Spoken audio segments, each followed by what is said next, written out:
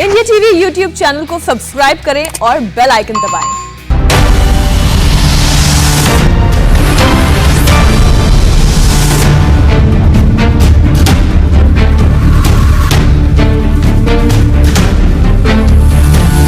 नमस्कार, आप देख रहे हैं इंडिया टीवी। आपके साथ मैं हूं मीनाक्षी जोशी। दोपहर के 12 बजे का वक्त है और अब वक्त हो गया है इलेक्शन के सबसे बड़े शो का। आपकी बार किसकी सरकार। इस आधे घंटे के स्पेशल बुलेटिन में हम आपके लिए लेकर हाजिर हैं वो तमाम खबरें जिसका होगा उत्तर प्रदेश और पंजाब के विधानसभा चुनाव पर सीधा सीधा असर, जिसका इम्पैक्ट 2022 के रण में सियासी समीकरणों को बदल सकता है। तो बिना देर की आज की 3 बड़ी खबरों पर सबसे पहले एक नजर डालें कि वो 3 बड़ी खबरें कौन सी हैं जो उत्तर प्रदेश और पंजाब के विधानसभा चुनावों से जुड़ी हुई है। और सबसे पहली खबर उत्तर प्रदेश से, जहां 2022 के विधानसभा चुनाव से पहले जो टेस्ट बीजेपी के लिए था, उस टेस्ट में बीजेपी पास होती हुई नजर आ रही है। सेमीफाइनल में योगी आदित्यनाथ का फॉर्मूला हिट होता नजर आ रहा है। हम बात करेंगे जिला पंचायत चुनाव की। दूसरी बड़ी खबर बीजेपी दलित कार्ड से जुड़ी हुई। जी हां, 29 जून को बीजेपी वो कौन सा मास्टर स्ट्रोक चलने वाली है जो योगी आदित्यनाथ की विरोधियों की चिंताओं को बढ़ा सकता है। हम बात करेंगे इस बड़ी खबर की भी, क्योंकि हम ये जानते हैं कि उत्तर प्रदेश में दलित वोट बैंक दूसरा सबसे बड़ा वोट बैंक है। और तीसरी बड़ी खबर पंजाब से, पंजाब में हाँ लेकिन यूपी में ना। और ये ना क्यों कहा मायावती ने, हम इस पर भी आपको जानकारी देंगे, क्योंकि उन्होंने कह दिया है कि उत्तर प्रदेश में वो अकेले विधानसभा चुनाव में जाएंगी।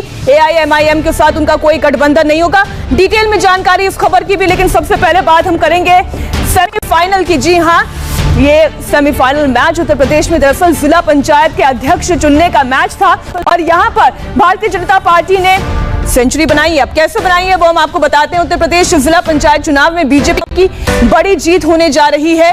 गाजियाबाद, मेरठ समेत 17 सीटों पर बीजेपी निर्विरोध चुनी गई है। और गाजियाबाद का अगर हम जिक्र करें तो ये ऐसी जगह है जहां पर बीजेपी के केवल 2 प्रत्याशी थे। उसके बावजूद 17 में से 2 होने के बावजूद बीजेपी यहां पर अगर जीती है तो कैसे ये हुआ है, कैसे मुमकिन हुआ, इस पर भी हम डिटेल में आपको जानकारी देंगे। हमारे संवाददाता भी हमारे साथ जुड़ेंगे। तो गाजियाबाद और मेरठ समेत 17 सीटों पर बीजेपी की जीत हुई है और समाजवादी पार्टी ने बीजेपी पर धांधली का आरोप भी लगा दिया है। समाजवादी पार्टी का कहना है कि नामांकन से रोका गया है हमारे उम्मीदवारों को। अब ये कैसे हुआ, इस पर भी हम डिटेल आपको देंगे। लेकिन बड़ी खबर तो यही है कि भारतीय जनता पार्टी के लिए खुशखबरी लेकर आया है जिला पंचायत के अध्यक्ष का ये चुनाव।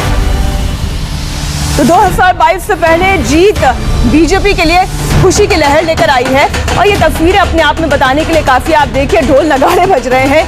पार्टी के जितने कार्यकर्ता हैं वो खुशियां मना रहे हैं। जो जीते हैं प्रत्याशी, आप देखिए उनके गले में फूलों की माला नजर आ रही है। जाहिर है ये रणनीति को बनाने के लिए बहुत जरूरी था कि क्या भारतीय जनता पार्टी सही ट्रैक पर चल रही है। आपको बता दें, कल ही हमने आपको रिपोर्ट दी, 325 प्लस का टारगेट भारतीय जनता पार्टी ये टारगेट लेकर चल रही है विधानसभा चुनाव में। उसे ये अचीव करना है और अचीव करने के लिए क्या जो रणनीति बना रही पार्टी वो ठीक है।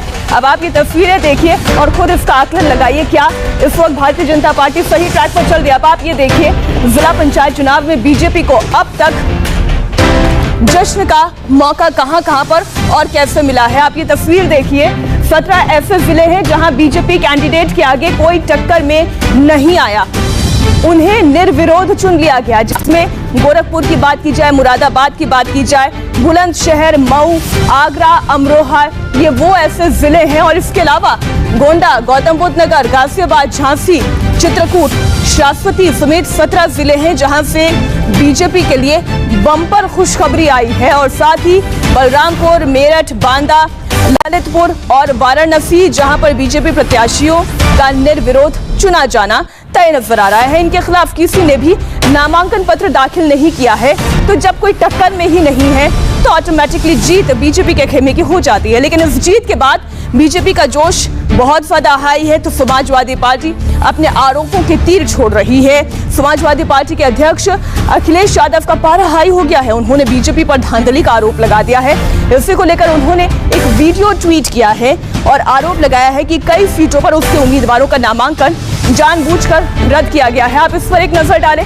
गोरखपुर व अन्य जगह जिस तरह अपील देखिए, भाजपा सरकार ने पंचायत अध्यक्ष के चुनाव में समाजवादी पार्टी के प्रत्याशियों को नामांकन करने से रोका।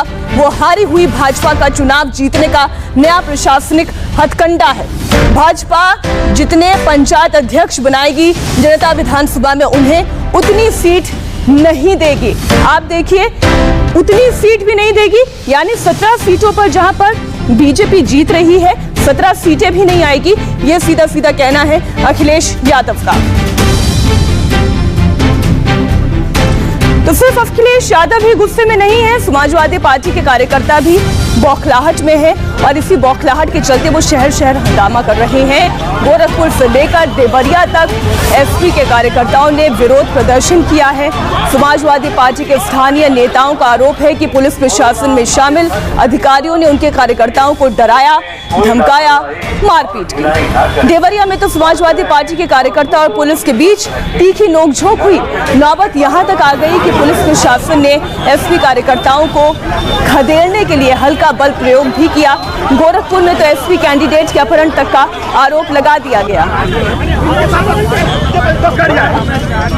इतिहास में हम लोगों ने पहली बार देखा कि गोरखपुर जनपद में पूरा जिला प्रशासन भारतीय जनता पार्टी के एजेंट के रूप में काम कर रहा है। जब से जिला पंचायत अध्यक्ष चुनाव की घोषणा हुई, हम लोगों ने अध्यक्ष पद के लिए पार्टी से आलोक गुप्ता को प्रत्याशी बनाने का काम किया। उसी दिन से यहाँ का जिला प्रशासन उनके ऊपर तमाम फर्जी मुकदमे दर्ज करने का धमकी देने लगा, अपहरण कर लिया। और आज उनके परिवार के लोग जब निकल रहे थे आवेदन के लिए, नॉमिनेशन के लिए, तो वहाँ इंस्पेक्टर बहलगंज जाकर के बैठ के परिवार को रोकने का काम किए। इस वक्त एक और बड़ी खबर आपको बता दें, जिला पंचायत चुनाव में हार की वजह से समाजवादी पार्टी में बड़ा एक्शन हुआ है। समाजवादी पार्टी ने जिन 11 जिलों में अध्यक्ष को उनके पद से हटा दिया है, माना यह जा रहा है कि चुनाव में पार्टी के खराब प्रदर्शन के बाद जिला अध्यक्षों पर यह गाज गिरी है। जिला पंचायत चुनाव में हार के बाद अखिलेश यादव ने यह फैसला किया और 11 जिलों के अध्यक्षों को समाजवादी पार्टी प्रमुख ने बर्खास्त कर दिया है। खराब प्रदर्शन इस फैसले के पीछे वजह बताई जा रही है और अध्यक्ष के चुनाव में जहां हार मिली है समाजवादी पार्टी को, उन जिलों में ये गाज मिली है। अब आप देखिए कौन से 11 जिले हैं जहां पर समाजवादी पार्टी के प्रमुख ने ये फैसला किया है और जिला अध्यक्षों पर गाज गिरी है, वो आपको बता देते हैं। इनमें है गोरखपुर, मुरादाबाद, झांसी, आगरा, गौतम बुद्ध नगर और साथ ही मऊ। इनके अलावा बलरामपुर की बात की जाए, श्रावस्ती की बात की जाए, यहाँ पर अखिलेश यादव की पार्टी ने बहुत खराब प्रदर्शन किया। ललितपुर भी इसमें शामिल है। गोंडा की अगर बात की जाए तो ये वो जिले हैं जहां पर गाज गिरी है जिला अध्यक्षों पर। और अब आपके लिए समझना बहुत जरूरी है कि जिला पंचायत चुनाव में बीजेपी जिस बम्पर जीत की तरफ आगे बढ़ी है, वो बम्पर जीत आखिर मिली कैसे, इस जीत के मायने क्या है। जिला पंचायत चुनाव सेमीफाइनल के तौर पर देखा गया। पंचायत चुनाव में भी योगी आदित्यनाथ का सिक्का चला है। तीसरी बड़ी बात समझिए, पंचायत चुनाव पैमाना तो टारगेट 325 प्लस इस वक्त सही दिशा में काम कर रहा है। यानी जितनी रणनीति बनाई गई, जितने मंथन किए गए, जितने नाम तय किए गए, वो सही दिशा में काम कर रहे हैं। पंचायत चुनाव में जीत से पार्टी के कार्यकर्ताओं में जोश भरा है। नतीजों से रणनीति बनाने में और ज्यादा मदद भारतीय जनता पार्टी को मिलेगी। इस वक्त हमारे सहयोगी विशाल प्रताप सिंह जुड़ गए हैं, हम सीधा उन्हीं से चर्चा कर लेते हैं। विशाल, हम कुछ इलाकों की अगर बात करें, जिसमें अगर हम गाजियाबाद की भी बात करें, मेरठ की भी बात करें, जहां पर लग नहीं रहा था कि भारतीय जनता पार्टी जीतेगी, वहां पर भी बीजेपी का सिक्का चल गया। ये कैसे हुआ? देखिए मीनाक्षी, इस पूरे मामले में ये कहा जाए कि चुनाव के जब रिजल्ट्स आए हैं, जिला पंचायत सदस्यों के जब रिजल्ट्स आए, उसके बाद से भारतीय जनता पार्टी ने तुरंत प्रबंधन शुरू किया, मैनेजमेंट शुरू किया। और सबसे महत्वपूर्ण बात यह है कि इस दौरान पार्टी ने अपने सभी पदाधिकारियों से बातचीत की, जिला अध्यक्षों से बात की, प्रभारी मंत्रियों को लगाया गया, विधायकों और सांसदों को लगाया गया कि किस तरीके से जो कैंडिडेट्स कुल मिलाकर के भारतीय जनता पार्टी से जीते हैं या फिर जो नाराज होकर के दूसरे दलों से लड़ गए थे या फिर निर्दलीय लड़ गए थे, उनसे बातचीत की गई है। और उसके बाद जब भारतीय जनता पार्टी को समर्थन प्राप्त हुआ है, तो अपने आप में समझा सकता है कि जहां पर 14 14 कुल जिला पंचायत सदस्य से उम्मीदवार हुआ करते थे, वहां पर अगर भारतीय जनता पार्टी के सिर्फ 2 कैंडिडेट जीते थे, तो ऐसे में उस सीट को भी अगर भारतीय जनता पार्टी ने निर्विरोध जीत लिया है तो अपने आप में समझा सकता है कि जो प्रबंधन था भारतीय जनता पार्टी का वो दूसरी पार्टियों से कहीं ज्यादा था, कहीं ज्यादा बेहतर था और कहीं ज्यादा एक्यूरेट था, क्योंकि पार्टी को ये पता था कि अगर जीत हासिल करनी है इन चुनाव में तो निश्चित तौर पर प्रबंधन कैसे करना है, कैंडिडेट्स को कैसे आगे उतारना है और कैसे निर्विरोध सीट को जीत लेना है। तो 18 में से अगर 17 सीटें, यानी ये तो हम समझ रहे हैं कि इस वक्त सही ट्रैक पर भारतीय जनता पार्टी चल रही है और इससे आगे उन्हें और मदद मिलेगी। शुक्रिया इस पूरी जानकारी के लिए आपका विशाल। आप बने रहिएगा हमारे साथ, क्योंकि इलेक्शन से जुड़ी हुई एक दूसरी बड़ी खबर भी उत्तर प्रदेश से ही आ रही है। दलित कार्ड क्या बनेगा जीत का कार्ड? जी हाँ, ये एक बड़ी खबर है। भीमराव अंबेडकर के नाम पर स्मारक स्थल बनाने वाली है बीजेपी और लखनऊ के लोक भवन में 25 फीट ऊंची प्रतिमा लगाई जाएगी। 29 जून को राष्ट्रपति खुद इस स्मारक का शिलान्यास करेंगे। यूपी विधानसभा चुनाव से पहले ये भारतीय जनता पार्टी का एक नया दाव आप कह सकते हैं। और ये क्यों? आप ये समझिए कि दलित जाति उत्तर प्रदेश में दूसरी सबसे बड़ी जाति है, दूसरा सबसे बड़ा वोट बैंक है, जो वैसे तो कहा जाता था कि बीएसपी का वोट बैंक है, लेकिन बीते कुछ समय में ये छिटका है, समाजवादी पार्टी के पास भी गया है, कुछ बीजेपी के पास भी आया है। इसलिए अब बीजेपी ये चाहती है कि अगर मुस्लिम वोट को काउंटर करना है तो दलितों को अपने साथ जोड़ना होगा। और इस लिहाज से आप ये देखिए एक बहुत महत्वपूर्ण फैसला। तो इस वक्त जो तस्वीर आप देख रहे हैं, हम आपको उस जगह की तस्वीर दिखा रहे हैं जहां पर अंबेडकर की मूर्ति का शिलान्यास किया जाएगा। चुनाव से पहले बीजेपी का ये एक बड़ा दांव माना जा रहा है। इस स्मारक के लिए सीएम कार्यालय लोक भवन को चुना गया है। हमारे संवाददाता विशाल प्रताप इस वक्त स्पॉट पर पहुंचे थे, उनकी एक रिपोर्ट आपको दिखाते हैं। उत्तर प्रदेश की राजनीति के लिए बेहद महत्वपूर्ण होने जा रहा है, क्योंकि 29 जून को देश के राष्ट्रपति रामनाथ कोविंद लखनऊ में मौजूद होंगे और इस दौरान वो शिलान्यास करेंगे बाबा साहब अंबेडकर का एक स्मृति जो बनाया जा रहा है, स्मारक बनाया जा रहा है, उसको शिलान्यास करेंगे वो लोक भवन में। और हम इस समय लोक भवन में मौजूद हैं। मुख्यमंत्री योगी आदित्यनाथ का कार्यालय है। 29 जून को राष्ट्रपति रामनाथ कोविंद यहाँ पर मौजूद होंगे और सामने जो आप प्रतिमा देख रहे हैं पूर्व प्रधानमंत्री अटल बिहारी वाजपेयी की, इसी तर्ज पर इसी तरह की 25 फुट की मूर्ति होगी, शिलान्यास होगा जिसका बाबा साहब अंबेडकर की मूर्ति का। तो ये कहा जा सकता है कि उत्तर प्रदेश चुनाव से ठीक पहले ये भारतीय जनता पार्टी का मास्टर स्ट्रोक होगा, क्योंकि कुछ पार्टियां जो दलित वोट बैंक की खातिर इस तरीके की राजनीति करती हैं, उसके लिए एक बड़ा ये गहरा निश्चित तौर पर मास्टर स्ट्रोक कहा जा सकता है। भारतीय जनता पार्टी के नेताओं का कहना है कि लोगों ने, विपक्षी पार्टियों ने बाबा साहब के नाम पर वोट तो लिए, लेकिन बाबा साहब के लिए कुछ भी नहीं किया, उनके अनुयायियों के लिए कुछ भी नहीं किया। भारतीय जनता पार्टी उनके लिए काम कर रही है। तो रिपोर्ट आपने देख ली, आगे हम आपको दिखाएंगे दलित वोट बैंक का उत्तर प्रदेश में पूरा समीकरण क्या है। लेकिन उससे पहले आप देखिए इस पूरी मामले को लेकर डिप्टी सीएम केशव प्रसाद मौर्य का क्या कहना है। उनसे बात की इंडिया टीवी संवाददाता ने। हमारे साथ मौजूद हैं यूपी के deputy CM Keshav Prasad Maurya ji. Sir, जिस तरीके से सरकार ने फैसला लिया है कि बाबा साहब का स्मारक बनाया जाएगा, विपक्ष ने सवाल उठाना शुरू कर दिया है कि चुनाव से ठीक पहले बाबा साहब अंबेडकर की याद भारतीय जनता पार्टी को आ गई। जिन्होंने कभी भारत रत्न बाबा साहब भीमराव अंबेडकर जी को सम्मान नहीं दिया है, अपमान ही किया है, वह भाजपा की सरकार के द्वारा जब कोई सम्मान दिया जाएगा तो उनको दर्द होगा। लेकिन उनके दर्द की हमारे पास दवा नहीं है।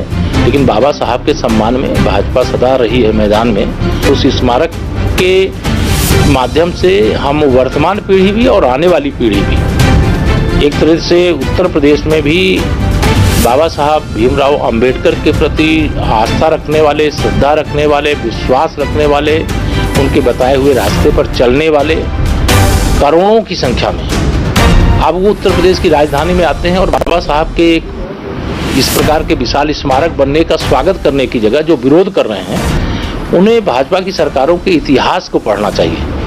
बाबा साहब की जन्मभूमि हो, बाबा साहब की शिक्षा की भूमि हो, दीक्षा की भूमि हो, निर्वाण की भूमि हो, मतलब जो भी उनके स्थान रहे, उनका विकास भारतीय जनता पार्टी की सरकार के माध्यम से किया गया। हम कभी भी न तो अयोध्यानाथ भगवान श्री राम को लेकर के राजनीति करते हैं, न भारत रत्न बाबा साहब भीमराव अंबेडकर को लेकर के राजनीति करते हैं।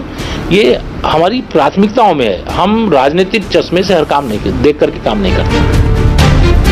अब आप के लिए ये समझना जरूरी है कि उत्तर प्रदेश की राजनीति में दलित वोट बैंक का खेल आखिर क्या है और ये कितना महत्वपूर्ण हो जाता है। आप देखिए उत्तर प्रदेश की राजनीति और यहाँ का जो वोट बैंक है उसमें 22% आबादी दलितों की है। उत्तर प्रदेश में दलित आबादी करीब 22% है और दलित वोट पश्चिमी उत्तर प्रदेश की कई सीटों पर निर्णायक भूमिका निभाता है। उत्तर प्रदेश का दूसरा सबसे बड़ा वोट बैंक है दलितों का।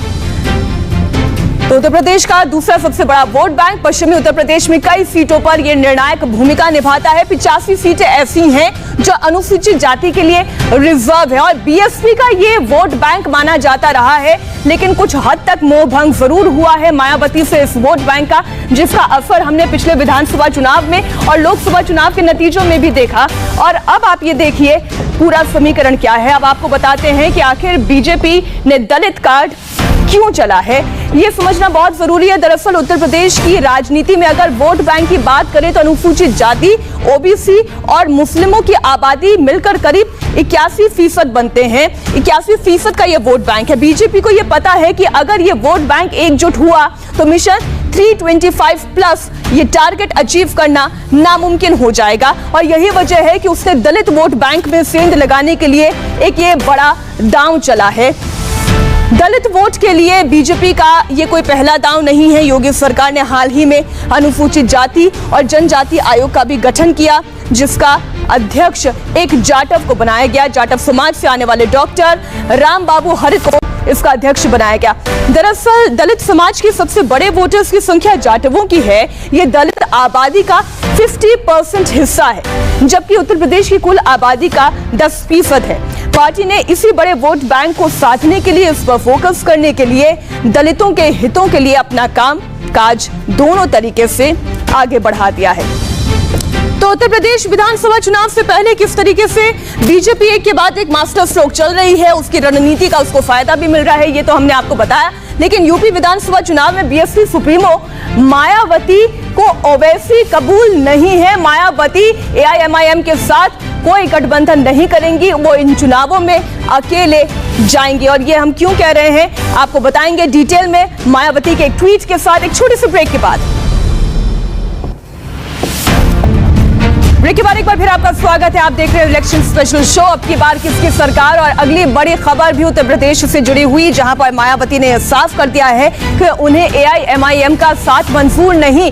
यूपी चुनाव पर बीएसपी अध्यक्ष मायावती ने कहा यूपी में वो विधानसभा चुनाव अकेले लड़ेंगी। यूपी उत्तराखंड में बीएसपी का किसी के साथ गठबंधन नहीं है। यूपी में एआईएमआईएम के साथ मिलकर चुनाव लड़ने की खबर गलत है। एक के बाद एक 4 ट्वीट्स आए हैं मायावती के, जिसमें उन्होंने लिखा है कि पंजाब को छोड़कर उत्तर प्रदेश और उत्तराखंड में बीएसपी अकेले ही विधानसभा चुनाव लड़ने वाली है। और आइए अब आपको बता देते हैं कि क्या लिखा है उन्होंने अपने इन 4 ट्वीट्स में। पार्टी की ओर से फिर से ये स्पष्ट किया जाता है कि पंजाब को छोड़कर यूपी और उत्तराखंड में अगले साल के शुरू में होने वाला विधानसभा या आम चुनाव बीएसपी किसी भी पार्टी के साथ कोई भी गठबंधन करके नहीं लड़ेगी, यानी अकेले ही लड़ेगी। कल से ये खबर प्रसारित की जा रही है कि यूपी में आगामी विधानसभा आम चुनाव ओवैसी की पार्टी एआईएमआईएम और बीएसपी मिलकर लड़ेंगी। ये खबर पूर्णतः गलत, भ्रामक और तथ्यहीन है। इसमें रत्ती भर भी सच्चाई नहीं है और बीएसपी इसका जोरदार खंडन करती है। तो अब की बार किसकी सरकार, इस इलेक्शन स्पेशल शो में फिलहाल इतना ही। वक्त एक छोटे से ब्रेक का, लेकिन आप कहीं मत जाइएगा क्योंकि एक छोटे से ब्रेक के बाद आपके सामने होगा ब्रेकिंग न्यूज, खबरों का तूफान, जम्मू धमाकों पर सबसे सनसनीखेज खुलासा। एक छोटे से ब्रेक के बाद।